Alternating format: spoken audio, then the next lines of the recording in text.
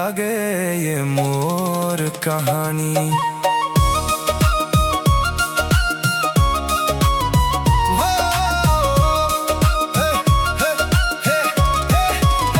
जबले देख थो तोला रुक जाते सांस, तोर बात सुन के भूल जातो दुनिया के हर बात।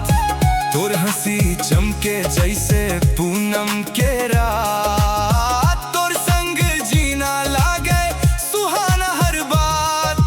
गली गली घूमन धर के हाथ में हाथ, तोर बिना सुनना लागे मोर हर रात।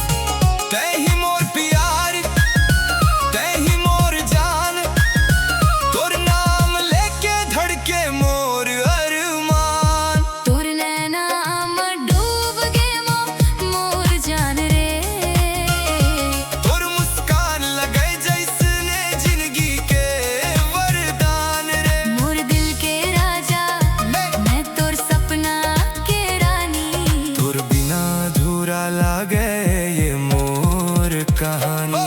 मोबाइल में फोटो तोर दिल में बसाए हूँ, हर जन्म में तोर संग रही ना चाहो। चॉकलेट ले मीठा तोर बात के स्वाद, तोर प्यार में